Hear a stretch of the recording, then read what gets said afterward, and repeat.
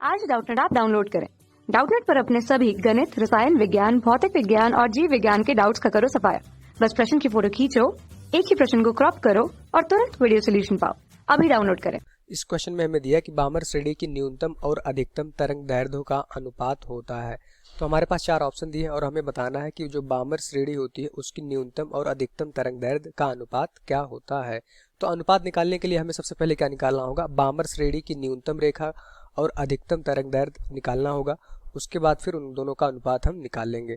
तो पहले यहाँ पे देखें, तो यहाँ से हमने अपना डायग्राम बना लिया। अब यहाँ से देखेंगे जो n=1 होता है, हमारी वो लाइमन रेखा होती है। ठीक, n=2 पे हमारी बामर रेखा स्टार्ट होती है। तो बामर श्रेणी कहाँ से स्टार्ट होती है, n=2 से। तो n क्या होता है हमारे पास, ये बताता है कि इलेक्ट्रॉन हमारा किस कक्षा में है, जो हमारा परमाणु है किस कक्षा में है। ठीक, अगर n=1 कक्षा में होगा तो लाइमन श्रेणी में आएगा, अगर n=2 कक्षा में होगा तो हमारा बामर श्रेणी में आएगा।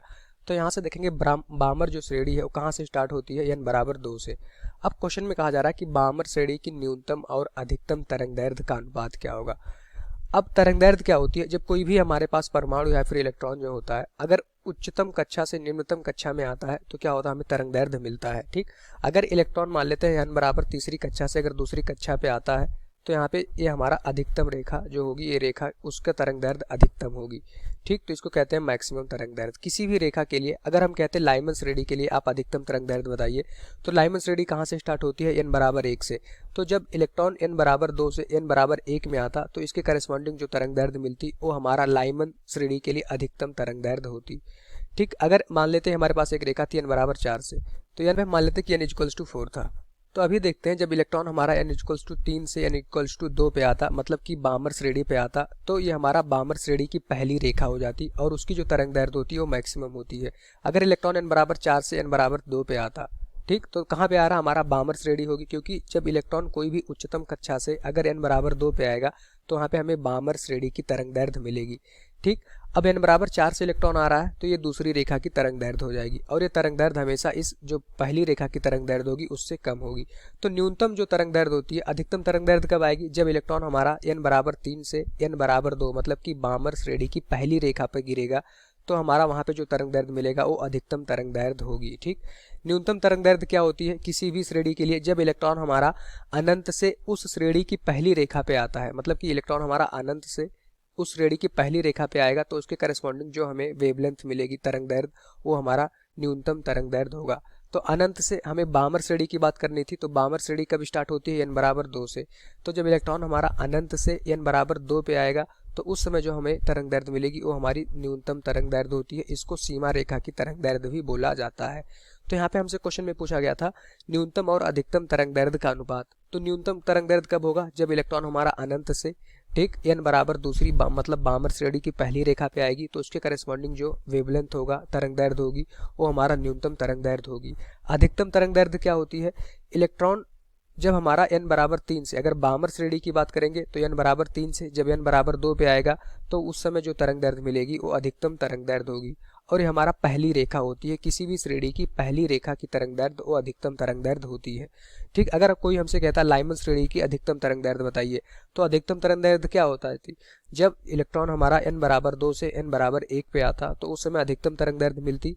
n=2 क्या है, पहली रेखा है लाइमन श्रेणी की। ठीक, तो इसी तरह से अगर बामर की बात करेंगे तो n=3 से जब इलेक्ट्रॉन हमारा n=2 पे आएगा तो उस समय जो तरंग दैर्ध्य मिलेगी वो अधिकतम तरंग दैर्ध्य होगी। और जब इलेक्ट्रॉन हमारा n=अनंत से n=2 पे आएगा तो उस समय जो तरंग दैर्ध्य मिलेगी वो मिनिमम तरंग दैर्ध्य मिलेगी, न्यूनतम। इन दोनों का हमें अनुपात निकालना था। तो पहले हम अभी क्या निकालते हैं, मिनिमम तरंग दैर्ध्य निकालते हैं। तो 1 जो लैम्डा का सूत्र होता है r/z² 1/n1² - 1/n2²। ठीक, अब यहाँ से देखेंगे अगर बामर श्रेणी की बात करेंगे तो n1 हो जाएगा हमारे पास 2, क्योंकि बामर श्रेणी कहाँ से स्टार्ट होती है, बामर श्रेणी की जो पहली रेखा होती है n=2। ठीक, तो बामर श्रेणी हमारा स्टार्ट कहाँ से होगी, n=2 से। n2 अगर हम बात करते हैं अपनी मिनिमम तरंग दैर्ध्य की, न्यूनतम तरंग दैर्ध्य की, 1/λ min। ठीक, इसको मिन बोल सकते हैं न्यूनतम, तो हो जाता r/z²। तो अगर बामर श्रेणी की बात करेंगे तो n1 की वैल्यू हो जाएगी 2, 2 का स्क्वायर करेंगे तो हो जाएगा 4 माइनस, अगर न्यूनतम तरंग दैर्ध्य की बात करेंगे तो इलेक्ट्रॉन हमारा कहाँ से जा रहा है, अनंत से। अनंत से कहाँ पे जा रहा है, n=2 पे, तो n2 की वैल्यू हो जाएगी हमारे पास अनंत, क्योंकि इलेक्ट्रॉन हमारा कहाँ से जा रहा है, अनंत से जा रहा है। ठीक, तो यहाँ से देखेंगे 1/λ min की वैल्यू हो जाएगी are Z square divided by 4, चूँकि ये हमारा टर्म हो जाएगा 1/∞ 0 हो जाएगा।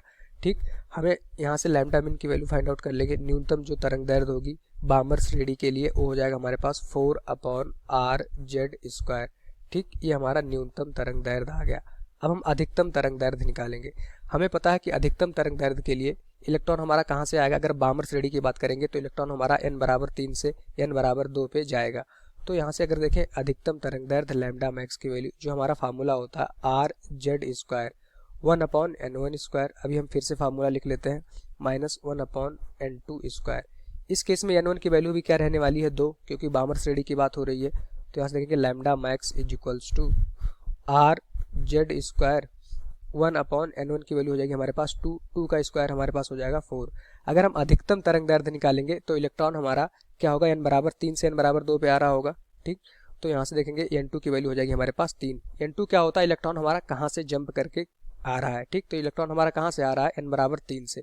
तो यहाँ से देखेंगे n2 की वैल्यू हो जाएगी हमारे पास 3 और 3 का स्क्वायर करेंगे तो हो जाएगा हमारे पास 9। तो यहाँ से देखेंगे lambda max is equals to, इसको पूरा सॉल्व करेंगे तो वैल्यू आ जाएगी r/z²। इसको पूरा सॉल्व करेंगे तो यहाँ पर नीचे आ जाएगा 36। यहाँ पे एक गलती हुई है, यहाँ पे क्या होता है 1/λ मैक्स हमारा होता है, जो फॉर्मूला होता है 1/λ। ठीक, तो यहाँ से देखेंगे 1/λ यहाँ पे आएगा। अब यहाँ पे अगर इसको सॉल्व करेंगे 36 आ जाएगा और ऊपर हमारे पास आ जाएगा, अगर इसको सॉल्व करेंगे तो वैल्यू हमारी आ जाएगी 5। ठीक, 5/36। तो यहाँ से लैम्डा मैक्स की वैल्यू फाइंड आउट कर लेंगे। Lambda max is equals to आ जाएगा हमारे पास 36/5r/z²। ठीक, ये हमारा लैम्डा मैक्स आ गया। हमें क्या पूछा गया था, न्यूनतम और अधिकतम तरंग दैर्ध्य का अनुपात बताइए बामर श्रेणी के लिए। तो बामर श्रेणी के लिए हमने न्यूनतम तरंग दैर्ध्य निकाली और अधिकतम तरंग दैर्ध्य निकाली। न्यूनतम तरंग दैर्ध्य क्या होती है किसी भी श्रेणी की, जब इलेक्ट्रॉन हमारा अनंत से उस श्रेणी के पहली रेखा पे आता है तो उसके करस्पॉन्डिंग हमें न्यूनतम तरंग दैर्ध्य मिलती है। अधिकतम तरंग दैर्ध्य क्या होती है, जब इलेक्ट्रॉन हमारा किसी भी श्रेणी से उसके नेक्स्ट वाली कक्षा से आता है। मतलब अगर बामर श्रेणी की बात करेंगे तो कहाँ से हमारी श्रेणी स्टार्ट होगी, n बराबर 2 से, तो उसके नेक्स्ट वाली मतलब कि n बराबर 3 से जब इलेक्ट्रॉन हमारा n बराबर 2 पे आएगा तो उस समय अधिकतम बामर श्रेणी की तरंग दैर्ध्य मिलेगी। ठीक, तो यहाँ से हमने दोनों की वैल्यू फाइंड आउट कर लिया। हमें दोनों का अनुपात निकालना था, तो यहाँ से देखेंगे लैम्डा मिन अपॉन लैम्डा मैक्स की वैल्यू फाइंड आउट करनी थी। तो इसकी वैल्यू पूरा हो जाएगा 4/r/z² अपॉन मैक्सिमम की वैल्यू कितनी आई थी 36/5r/z²। तो यहाँ से देखेंगे r/z² से r/z² हमारा कैंसिल हो जाएगा और ऊपर जो हमारा बचेगा लैम्डा मिन अपॉन लैम्डा मैक्स की वैल्यू जो यहाँ से आ जाएगी इज इक्वल्स टू 4/1 × 5/36। ठीक, तो यहाँ से देखेंगे 4 9 जा 36। तो जो दोनों का अनुपात आ गया लैम्डा मिन अपॉन लैम्डा मैक्स, उसकी वैल्यू कितनी आ गई 5/9। तो हमसे यही पूछा गया था दोनों का अनुपात बताइए न्यूनतम और अधिकतम तरंग दैर्ध्य बामर श्रेणी के लिए। तो उसकी वैल्यू कितनी आ गई 5/9। तो जो अनुपात आ गया 5/9। तो यहाँ से देखेंगे जो हमारा आंसर हो जाएगा ऑप्शन ए इस क्वेश्चन का राइट आंसर हो जाएगा। Thank you. कक्षा 6 से 12वीं से लेकर नीट, IIT, JEE वो एडवांस के लेवल तक 1 करोड़ से ज्यादा छात्रों का भरोसा। आज ही डाउनलोड करें डाउटनेट ऐप या व्हाट्सएप करें अपने सारे डाउट्स 8400 400 400 पर।